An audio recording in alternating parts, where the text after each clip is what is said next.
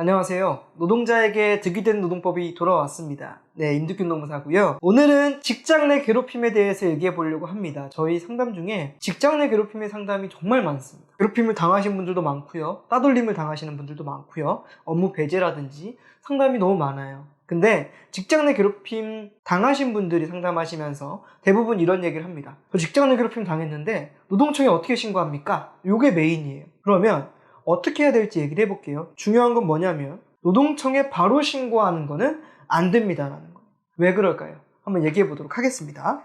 먼저 직장 내 괴롭힘의 체계에 대해서 좀 얘기를 해볼게요. 직장 내 괴롭힘은 직장 내부의 절차를 통해서 해결하는 게 원칙입니다. 그리고 직장 내 괴롭힘을 한 가해자에 대해서는 별도의 법적 책임이 따르진 않아요.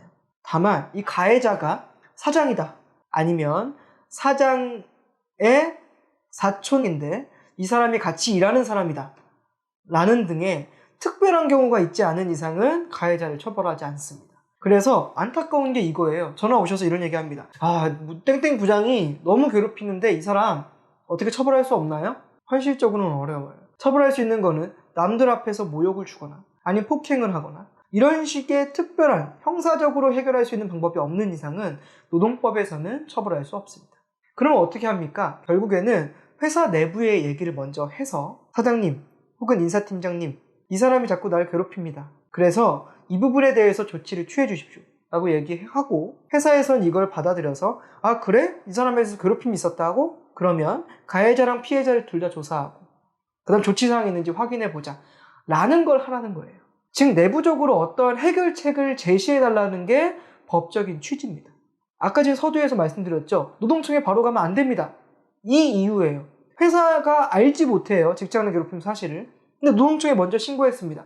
땡땡 부장이 자꾸 나 괴롭히니까요, 이 사람 처벌 좀 해주십시오. 노동청에서 이렇게 얘기할 거예요. 첫 번째, 저희는 가해자를 처벌할 수 있는 권한이 없습니다. 경찰서에서 모욕죄 등에 대해서 신고하시는 것은 가능합니다. 이렇게 얘기하고요. 두 번째는 회사한테 연락해보고, 회사는 몰랐다고 하네요. 지금 계속 다니고 계시죠? 회사에다가 먼저 얘기하셔서요, 이런 괴롭힘 사실에 대해서 조치해달라고 하세요 라고 얘기합니다. 아시겠죠? 그래서 첫 번째는 회사에 먼저 얘기를 해야 됩니다. 두 번째, 회사가 조치를 하지 않아요. 이런 경우가 있는 거죠. 회사한테 신고하니까요, 이 괴롭힘 당사자가 회사의 고위층입니다. 사장이랑도 친해요. 그러면 보통 어떻게 할 거예요, 사장이? 야, 걔가 조금 말을 막 해서 그렇지 애는 착한 거 알잖아. 그냥 일하면 되지, 사회생활 이런 거 아니야 원래? 라면서 오히려 피해자를 공격하는 경우도 있습니다. 가해자를 감싸면서요. 이런 경우에 노동청에 신고할 수 있습니다.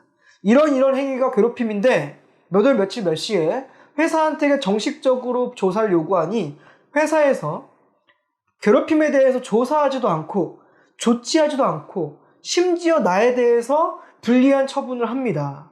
이 경우 어떡합니까? 라고 신고를 하면 그때서야 회사에 대해서 너 조치하지 않았네? 과태료 처분. 너 조치도 안 하고 더구나 피해자에 대해서 오히려 불리한 걸 했다고? 그러면 너 벌금. 이런 식으로 그제서야 회사를 상대로 처벌이 이루어집니다. 결국에는 괴롭힘에 대해서는 내부적으로 먼저 풀어보고 그 다음에도 해결 안 되면 노동청에 가는 게 맞습니다.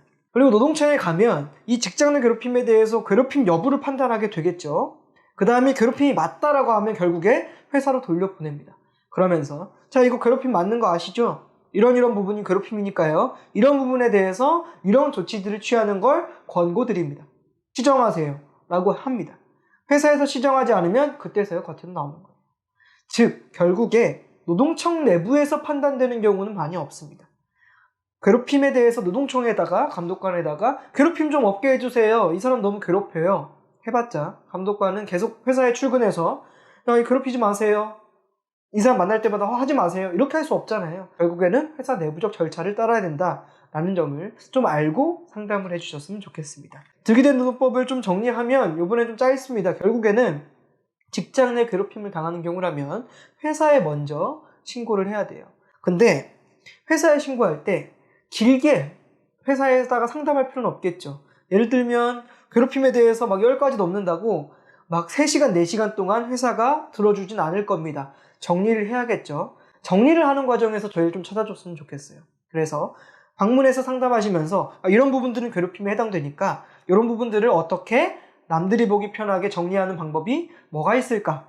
이 정도는 상담해 드릴 수 있거든요. 그래서 저희랑 상담해서 괴롭힘 사실 좀 정리하고 이 부분에 대해서 회사에 먼저 얘기하고 회사가 따르지 않으면 우리랑 같이 다시 한번 논의한 다음에 노동청에도 신고를 한번 해보고 이런 식으로 하는 절차를 거쳤으면 좋겠습니다. 직장 내 괴롭힘을 당하시는 분들은 심리적으로 위축되어 있는 경우도 많습니다. 전화를 하면 제가 제일 견디기 힘든 사건들이 직장 내 괴롭힘 사건들이에요. 왜냐하면 피해자들도 지금 피폐해져 있거든요. 직장 내 괴롭힘 당하는 건 여러분들의 책임이 아닙니다. 그죠? 회사 내부의 문제예요. 그리고 심지어 가해자의 책임입니다. 그리고 조치하지 않는 사장의 책임입니다. 그래서 괴롭힘을 당한다면 주저하지 않으시고 이런 저희 같은 노동센터에 전화 주셔서 상담하고 같이 대응했으면 좋겠습니다. 네, 오늘 득이 된 노동법 이렇게 마치고요. 다음번에는 더 득이 된 노동법 아마 이제 연말쯤 다음 편이 송출될 텐데 다음 편에는 올해 한 해의 중요한 사건들이 뭐가 있었는지 그리고 다음에는 뭐가 좀 달라지는지에 대해서 좀 더 자세하게 알아보도록 하겠습니다. 네, 득이 된 노동법 이렇게 마치도록 하겠습니다. 감사합니다.